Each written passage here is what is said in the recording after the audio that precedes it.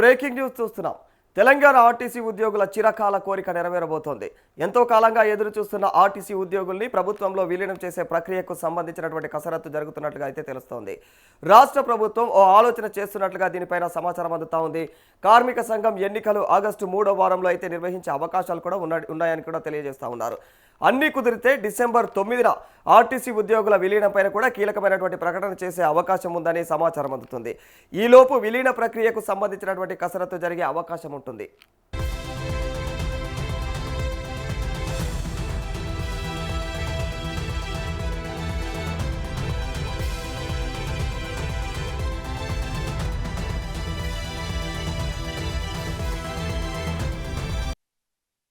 తెలంగాణ ప్రభుత్వం ఆర్టీసీ సిబ్బంది సమ్మె సందర్భంగా ఉద్యోగులు ప్రతిపాదించినటువంటి డిమాండ్లలో చాలా వరకు కూడా నెరవేర్చింది.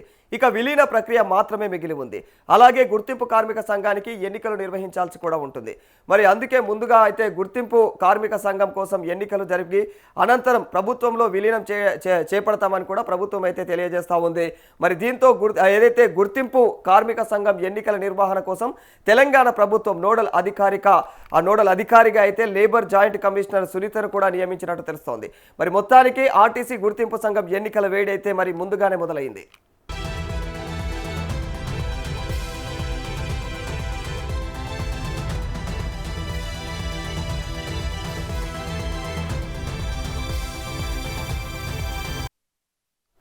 ఆర్టీసీ గుర్తింపు సంఘం ఎన్నికలకు రంగం సిద్ధం కావడంతో కార్మిక సంఘాలు రంగంలోకి దిగాయి. ఇప్పటికే డిపోల వారీగా ప్రచారం కూడా ముమ్మరం చేశారు. మరి రవాణా శాఖ మంత్రి పొన్నం ప్రభాకర్ గెలిచిన సంఘాన్ని విలీనానికి సంబంధించినటువంటి విధి విధానాలలో రూపకల్పనలో అయితే భాగస్వామ్యం చేస్తామని ప్రకటించడంతో కార్మిక సంఘాలు ఎన్నికల్లో అయితే గెలుపు కోసం కష్టపడతా ఉన్నాయి. డిసెంబర్ 9న విలీన ప్రక్రియ తుది ప్రకటన చేసే అవకాశం పైన కూడా ఆర్టీసీ యాజమాన్యానికి ప్రభుత్వం నుంచి ఇప్పటికే అయితే సంకేతాలు అందినట్లుగా సమాచారం. మొత్తం మీద తెలంగాణ ఆర్టీసీ ఉద్యోగాల చిరకాల కోరిక అయినటువంటి ప్రభుత్వంలో విలీన ప్రక్రియ కళ నెరవేరబోతుందనే చెప్పాలి.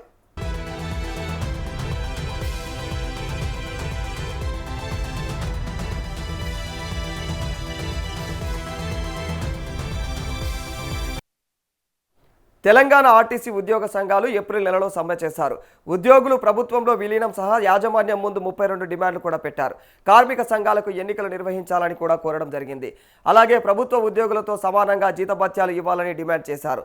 దాదాపు అన్ని డిమాండ్లు కూడా నెరవేర్చారు ప్రభుత్వం. మరి ఇప్పుడు ఎన్నికలు సహా విలీనం పైన కూడా ఫోకస్ పెట్టింది ప్రభుత్వం.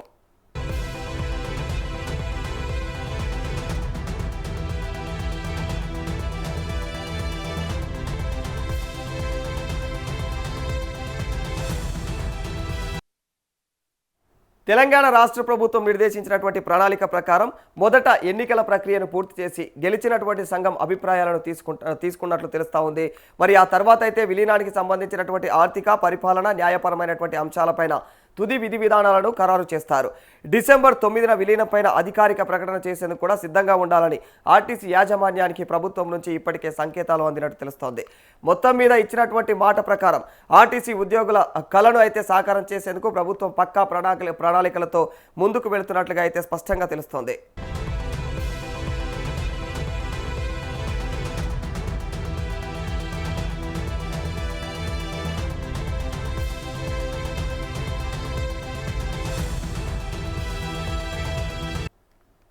రైట్, మరి ఇదే అంశానికి సంబంధించి మరింత సమాచారం మా ప్రతినిధి ప్రభాకర్ అందజేస్తారు. ప్రభాకర్, ఇక మాట ఇచ్చినట్టుగానే తెలంగాణ ప్రభుత్వం అయితే ఆర్టీసీకి మరి మరో గుడ్ న్యూస్ చెప్పినట్టు తెలుస్తా ఉంది. దానికి సంబంధించినటువంటి అప్డేట్స్ ఏంటి ప్రభాకర్?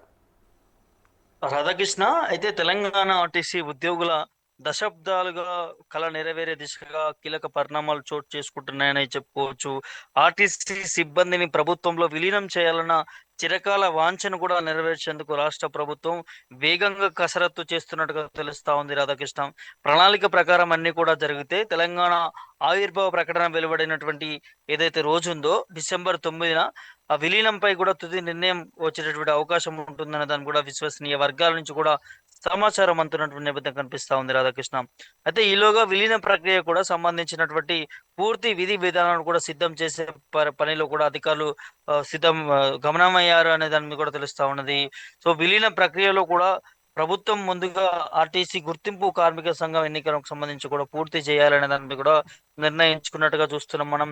ఇందుకోసం లేబర్ జాయింట్ కమిషనర్ సునీతను నోడల్ అధికారిగా కూడా నియమించినటువంటి నేపథ్యం కనిపిస్తా ఉన్నది.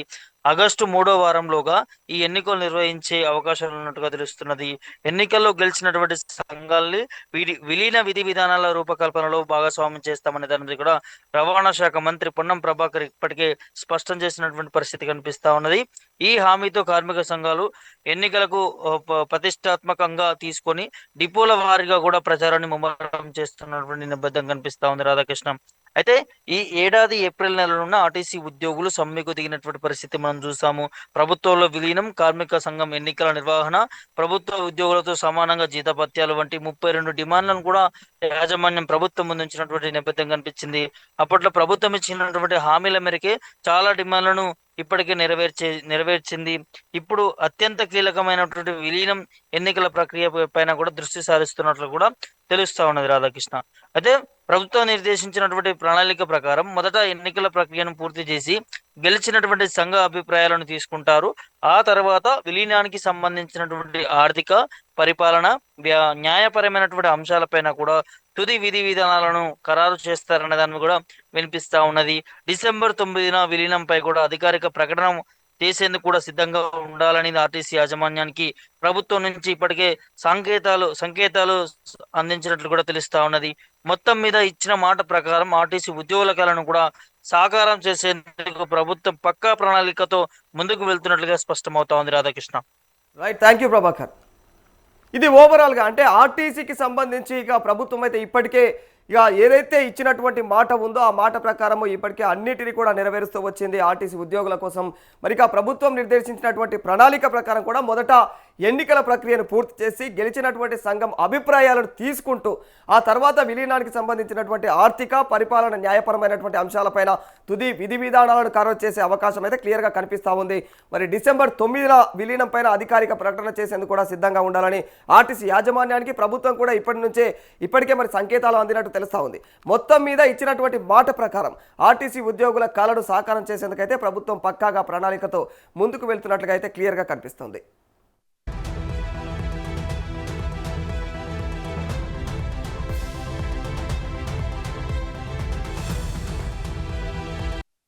విలీనానికి సంబంధించి కూడా మిమ్మల్ని చెప్తా ఉన్నాం, ఈ ప్రభుత్వం మాట తప్పదు అనేటువంటి మాట మనం చెప్తా ఉన్నాం. అందరి సంఘ ప్రతినిధుల ముందర తీసుకున్న నిర్ణయం, ఉప ముఖ్యమంత్రి 5 మంత్రులు కలిసి, చీఫ్ సెక్రటరీ 5 అధికారులు కలిసి 40 సంఘాల ప్రతినిధుల ముందర తీసుకున్న నిర్ణయం ప్రకారంగా ఎన్నికల ప్రక్రియ కొనసాగుతోంది. గుర్తింపు సంఘం అధికారులతో కమిటీ వేస్తాం. భవిష్యత్తులో ఎటువంటి సమస్య రాకుండా ఉండే విధంగా విలీన ప్రక్రియ చేసే బాధ్యత ఈ ప్రభుత్వం. నేను రాష్ట్ర రవాణా శాఖ ముఖ్యమంత్రి గారు చాలా స్పష్టంగా అందరి ముందర కూడా ఈ యొక్క మాట చెప్పినాడు. ఆ సందర్భంలో ఒక మాట చెప్పినాడు, మీ అందరు కూడా చెప్పినారు. ఆ రోజు మనం కూడా అధికారులు మేమేదో ఎక్కడి నుంచో ఆకాశం నుంచి ఊడిపడ్డాం అనుకోవద్దు. కార్మికులు కూడా మన కుటుంబ సభ్యులే, వాళ్ళతో సత్ప్రవర్తన ఉండాలన్నారు. దాని మీద వెంటనే 48 గంటల మీటింగ్ పెట్టి క్షేత్రస్థాయికి ఆదేశాలు ఇచ్చినటువంటి మాట కూడా మీ అందరికీ తెలుసు. మంగళవారం సమావేశాలు అవుతాయి. మీకు ఎక్కడైనా అవసరం ఉంటే నేను నేరుగా కలుస్తా అని చెప్పిన నేను సరే ఎంపీ గారు కలుస్తారు. అధికారులందరం కూడా మేము రిప్రజెంటేషన్ చేసుకోవడానికి అవకాశం లేదనేటువంటి నియంత్రితంగా ఉండే వ్యక్తులను కాదు అనే మానవుని సందర్భంగా మనయోతూ తప్పకుండా హేమలత గారి కుటుంబానికి అండగా ఉంటామని చెప్పినాం. ప్రభుత్వం నుంచి ఇచ్చే ఆర్థిక సహకారం ఇచ్చినాం. ఇల్లు కూడా వారికి దాగలేదంటే డబల్ బెడ్రూమ్ లేదా స్థలంతో పాటుగా ఇల్లు ఇచ్చే మాట మీద కట్టుబడి ఉన్నామనే మాట మనం చేస్తున్నాం. హేమంత్ గారికి ఉద్యోగానికి సంబంధించి వారు అడుగుతున్నటువంటి ఉద్యోగానికి మరి ఆర్టీ జాబ్ అడుగుతా ఉన్నారు. దాంట్లో కొంత నిబంధన సడలించాల్సి వస్తే ఏ విధంగా అనేటువంటిది కూడా తప్పకుండా ప్రభుత్వం దగ్గర పర్మిషన్ తీసుకొనైనా వారి కుటుంబాన్ని ఆదుకోవడానికి తప్పకుండా మేము అండగా ఉంటామని మాటలు మనవేస్తూ అన్నింటికంటే పెద్ద మాట చేసుకున్నామా ఇలా ఈ పైసలు వాళ్ళందరి ఈ ఆర్టీసీలో పనిచేస్తున్నటువంటి ప్రతి ఒక్కరి ఒక్కొక్క జీతానికి మీరు ఎప్పుడు కూడా వాళ్ళందరూ కూడా రుణపడి ఉంటారు. ఎందుకంటే వాళ్ళు ఇలా పెద్ద మనతోటి ఆ రోజు మీటింగ్లో అడిగినారు, ప్రభుత్వాన్ని డిమాండ్ చేస్తే మీరెందుకు మీరు ఒక్కొక్కరు జీతం ఇయ్యరా అని అడిగితే వెంటనే అందరూ కూడా ఆ రోజు హాజరైన వాళ్ళందరికీ నేను మరొకసారి హృదయపూర్వకంగా ఇచ్చిన కార్మికులందరికీ ఆ రోజు ఒప్పుకున్నటువంటి నాయకులు మేమెందుకు ఇస్తాం అనేటువంటి వాళ్ళు ఉంటే వదిలిపెట్టాడు. కానీ ఇచ్చిన మీ అందరికీ కూడా మరొక్కసారి రాష్ట్ర రవాణా శాఖ మంత్రిగా హృదయపూర్వకంగా మనస్ఫూర్తిగా ధన్యవాదాలు తెలియజేస్తూ ఆర్టీసీ ప్రగతికి, పేద ప్రజల ప్రయాణానికి, కార్మికుల సంక్షేమానికి, సంస్థ అభివృద్ధికి మనందరం కూడా కలిసి మరింతగా శ్రమపడదాం. గ్రామీణ ప్రాంతాల్లో కానీ ఎక్కడ కానీ పేద ప్రజలకు ఆర్టీసీ అనేటువంటిది బస్సు ప్రయాణం ఒక లైఫ్ లైన్ గా దేశం మొత్తం మీద ఎట్లయితే రైల్వే ఉంటుందో మన రాష్ట్రంలో బస్సు ఆ విధంగా ఉండే విధంగా మనందరం కలిసి ముందుకు తీసుకుపోదాం. ఈరోజు పబ్లిక్ ట్రాన్స్పోర్ట్ సిస్టంలో తెలంగాణ ఈ దేశంలో నెంబర్ 1 ఉండే విధంగా అందరం కలిసి కృషి చేద్దామనేటువంటి మాట మనం చేస్తూ మీ అందరికీ హృదయపూర్వకంగా నమస్కారం.